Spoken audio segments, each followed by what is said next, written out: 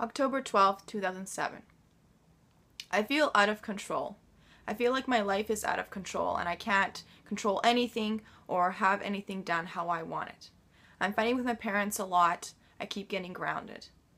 My marks have gone to crap. I don't know what's going on with me. I wish I had friends that I could actually talk to and hang out with and not feel so alone. At lunch,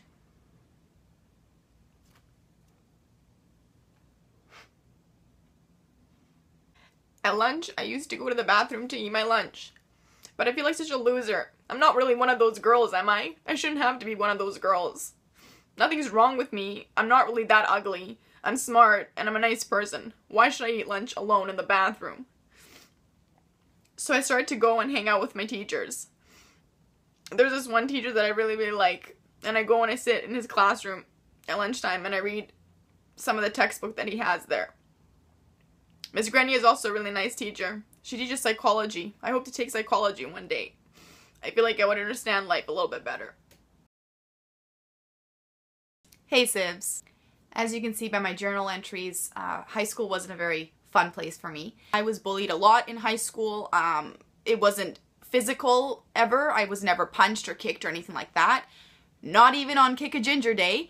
But I was emotionally bullied and it really sucked. So when I got a bunch of you asking me to make a Big Sis video about bullying and anti-bullying, I was really happy because it's a topic that I wanted to discuss anyway, and I just wanted to make sure that people actually wanted to know what my thoughts were on it. For teens, social life, social groups, and belonging is very important. Everyone's biggest fear at that age is to feel excluded, to have people not like you, to feel like you don't belong, which brings us to the paradox of high school. High school is a place filled with people of a certain age who all have the same goal of fitting in. Yet, we have so much bullying. Stop the madness. Simply talking about other people isn't just by itself bad. Talking about other people, situations, you know, what we call trending on Twitter is how we share information, how we make sense of our own lives, how we share our thoughts and opinions about what's happening around us. It becomes a problem when the stuff you're talking about is malicious or untrue, or you're just making it up to get back at someone. If it's a secret that that person told you or you happen to see and maybe you shouldn't have seen it and now you're telling everybody about it. And now if you take that information or what you're doing and you start encouraging others to do it, and it's just one person, that person is constantly being targeted and constantly being made fun of and just you're making their life hell, that's bullying. To bully someone is actually a crime and it is punishable by law.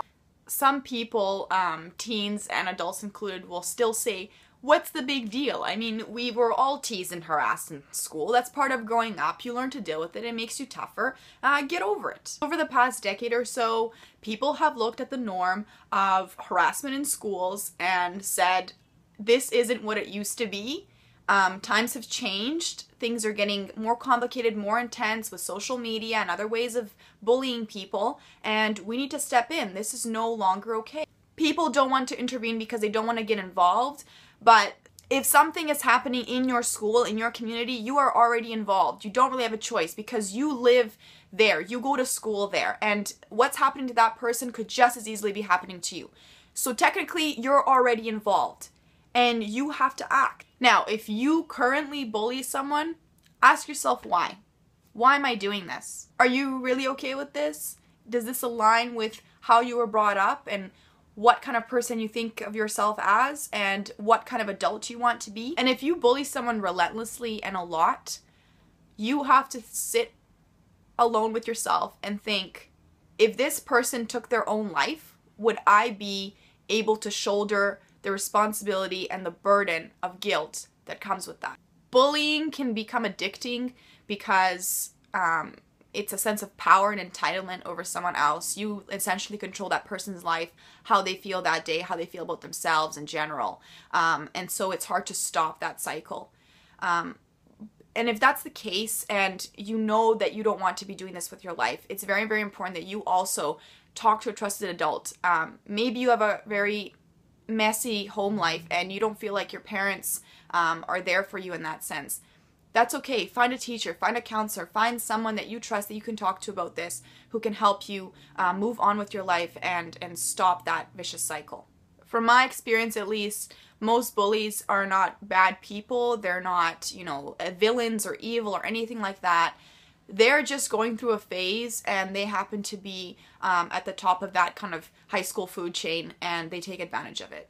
My best advice for bullies is to talk to someone, like I said, but also maybe try and, you know, form a club or join a team where you can get that sense of leadership and aggression out, and do that in a positive and healthy way, as opposed to taking it out on other people. Now, if you're the one who's being bullied, the first thing I want you to know is that it's not your fault. Even if you made a really stupid mistake, even if you were a bully yourself, even if, you know, you think you deserve it, no one really deserves to be bullied. Bullying to the point where someone feels like they want to kill themselves is never, never okay, and no one deserves that. So if you feel like that now, make sure you talk to a trusted adult as well. Perhaps that adult will get you and the bully together and to talk it out. Be open to ideas. Be open to receiving help. Please don't keep it inside yourself. Do not just go through life like that, thinking that you are alone, that no one cares about you, because people do, and they want to help.